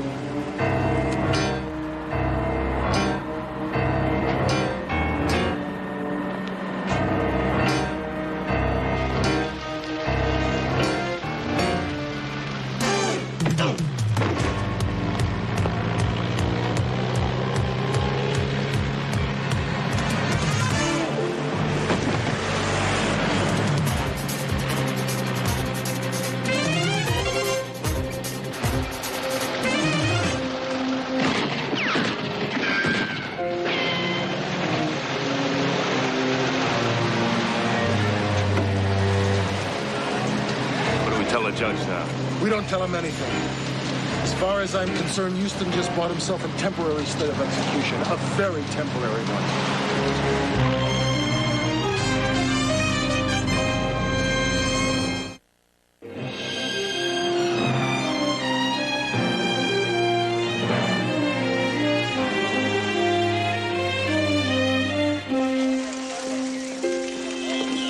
Here you go, Lieutenant. Thought this Marcia Hall murder was another file and forget case. No, what gave you that idea? Watch Commander told me to bury all throwaway cases to make room for more important ones. Terrific. Thanks, Swifty.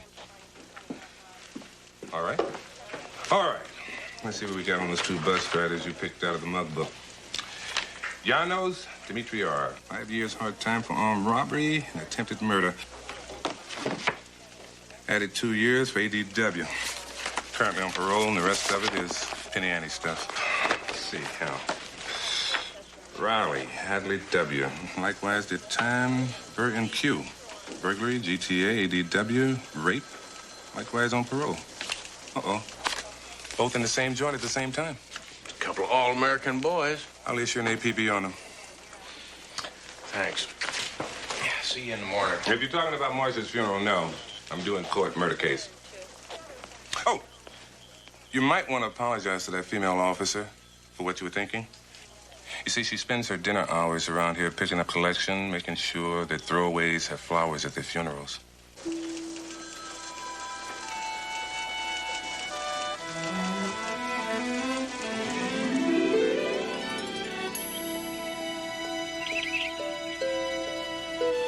Let death come when it will. It can do no person harm, for it will be but a passage out of a prison into a palace.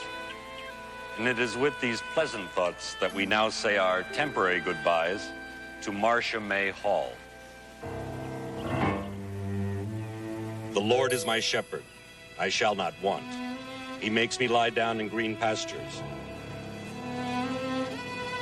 He restores my soul. He leads me in the paths of righteousness for his name's sake. I didn't really expect to see you here. You didn't tell me Marcia was dead. You didn't seem like you cared.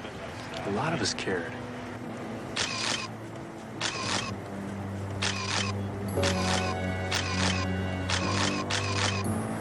Marcia wanted out. We were pulling for her. Now she is out. How about you, Scotty? You want out, too? I'm scared. I know you're scared, Scotty. I can help you. Now, I'm not going to let anybody hurt you. Maybe later. Why I came. I think I know where they're hiding Butterfly. You know, Butterfly, you're going to have a very happy life. You're very lucky that St. Nick took a liking to you. He'll be good to you. You wait here, Annie.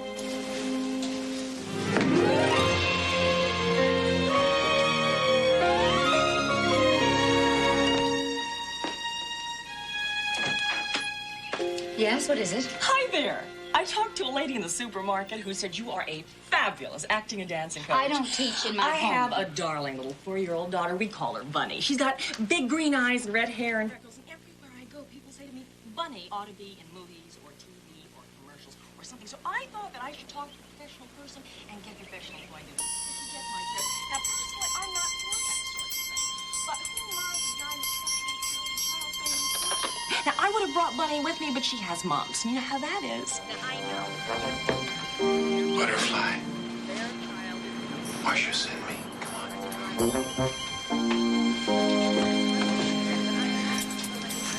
All right, Hoyt, I've got her. Let's move out.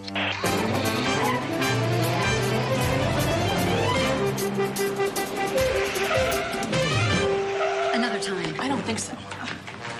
Under arrest. Meet Lieutenant Hoyt. It's my pleasure.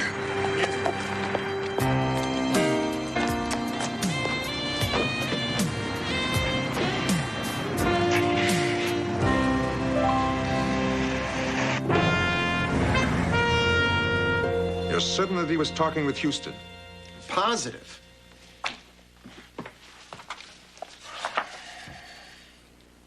Then Scotty will have to be eliminated. No near misses this time. What about Melinda being in jail? I can easily take care of that. Well, good. Well, then it's business as usual, right? Wrong. I want you and Melinda out of town for a while. I'm mothballing this lucrative little business temporarily. But, Nick... Riley, we cannot afford to be greedy. There'll be other cities, other girls. There'll always be other girls. Seems like such a waste. What? Oh, waste, yes. As in waste Houston, waste Scotty. And then await my instructions.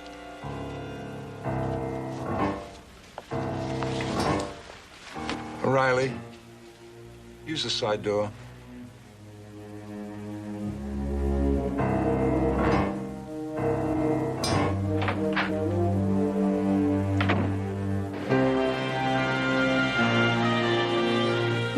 I want you to pay very close attention because I do not intend to repeat myself. You work for St. Nick. You procure girls for St. Nick. You groom those girls. I don't groom anyone. Oh, of course not. No, you just give them a little image, right? I mean, you teach them the so-called tricks of the trade, like how to cheat their Johns out of an extra couple of bucks. We know this, and we can prove it. Look, the only St. Nick I know is the one who fills my stocking with goodies every Christmas. Take this lady back to her cell.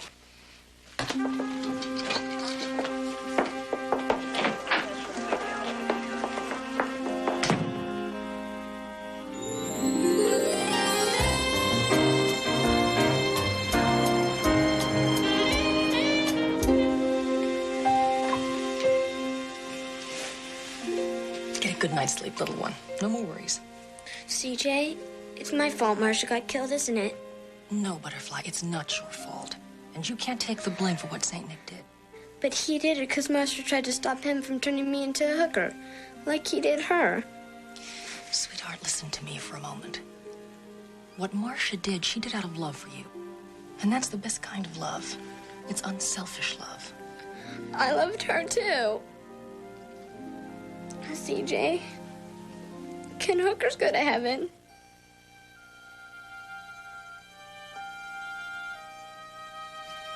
It's a pretty heavy question, Butterfly.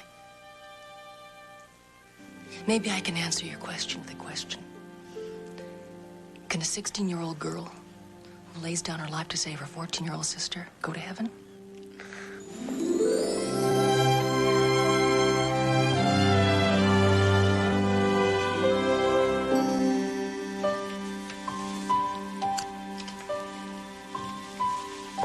She finally fell asleep. Poor little girl. Her only crime in life was not being able to pick her own parents.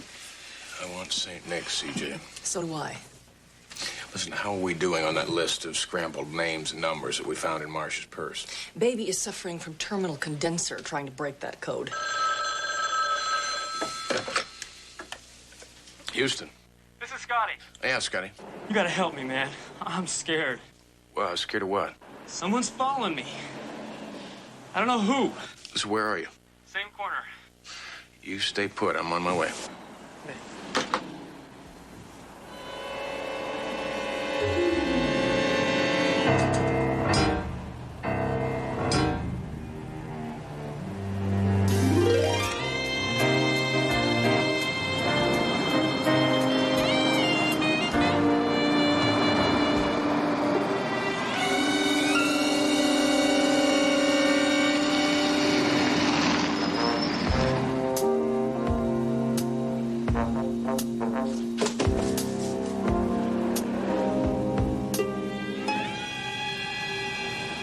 Scotty?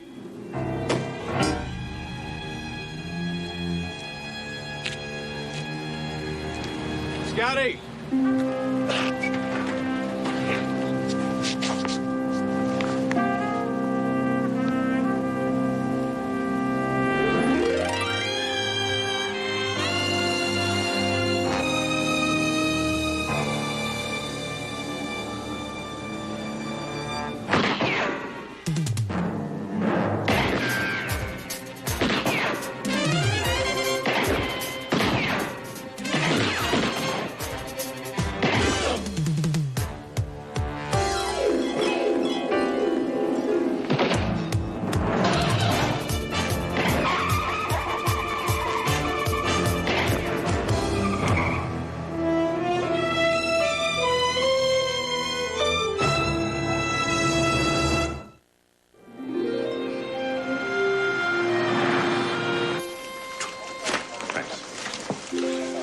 Examiner's preliminary report says that Scotty died the same way as Marcia, heroin overdose. Any word on Janos's condition? Oh, yeah, your bullet did his job. He's in a coma. There's an APB update on his partner, Riley, but he just seemed like he's dropped off the face of the earth. And since St. Nick's acting coach is not talking to us, it kind of puts us back to square one, doesn't it? Or does it? What are you thinking, Houston?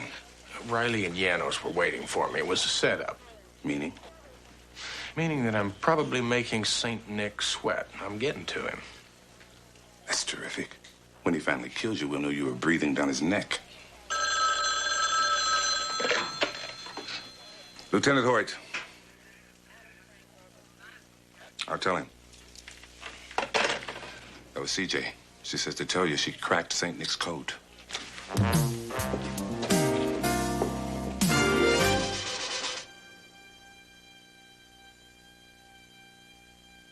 Credit cards? I don't get it. Credit card numbers, to be precise.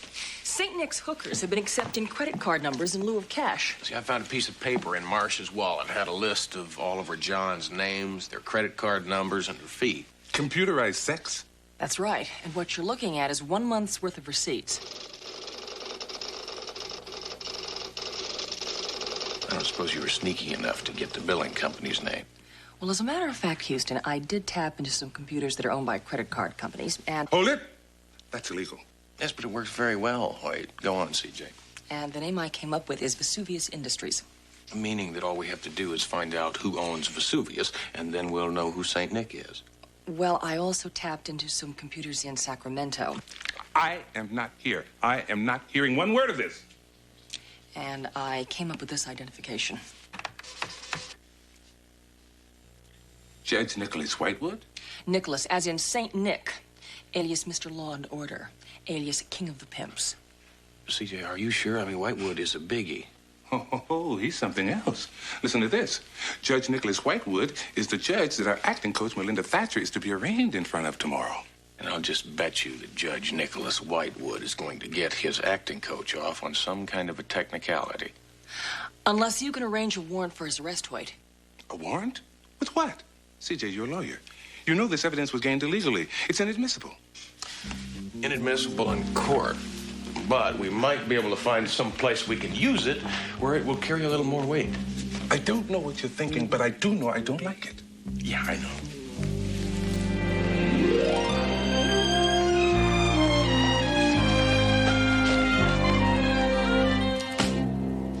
It's all there, Melinda. Names, credit card numbers, price of every trick turned, the works. Care to talk about it?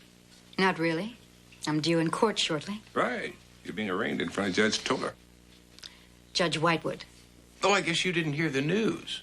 Oh, Judge Whitewood's going to be in court, all right. He's just going to be sitting on the wrong side of the bench. It all has to do with Vesuvius Industries, a guy named St. Nick. Ring a bell? See, it turns out that Judge Whitewood and St. Nick are one and the same. They both decided to do some talking, mostly about you.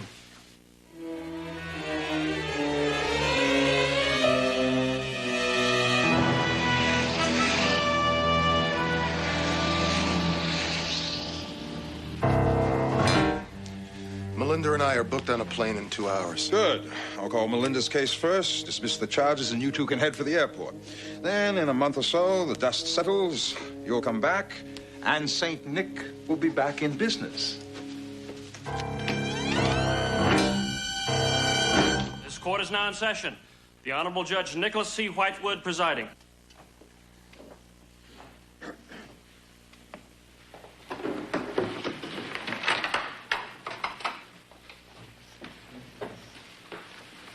With the court's permission, we'd like to approach the bench.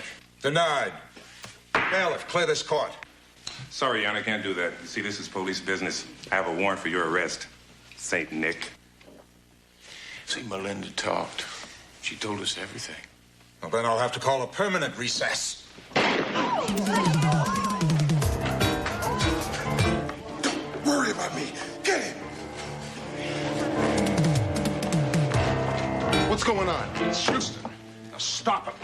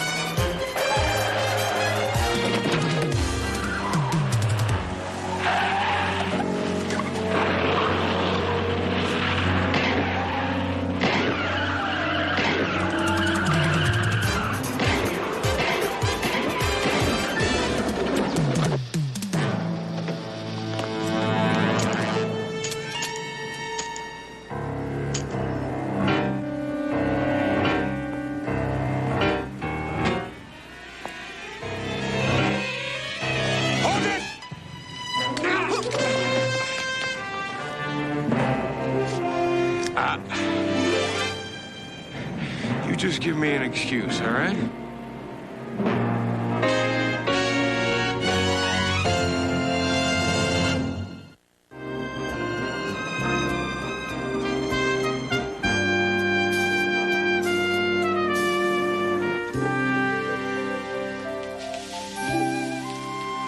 We're gonna miss you a lot. I'm gonna miss you too. But whenever you get the urge, you pick up the phone and you call. Collect. Thanks.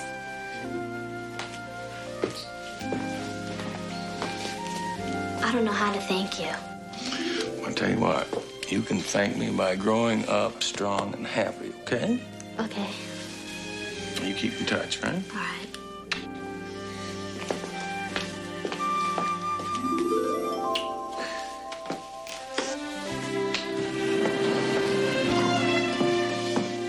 You know, I met her new foster parents. They seem like real nice folks. The absolute best. And you did say to pick up all your favors in order to guarantee Butterfly's future, so I did.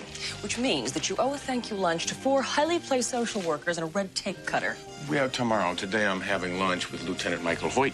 But Lieutenant Hoyt is in the hospital with a bullet in his shoulder. So? Well, you know how awful hospital food is, Houston. Mm-hmm. Yeah, I'm having our lunch catered by Maxime's. The Maxime's in Paris? Paris. Paris, France. France. Yeah, it's being flown in fresh on the Concorde. Houston, I have a flash. The Concorde doesn't fly to the West Coast. We will today.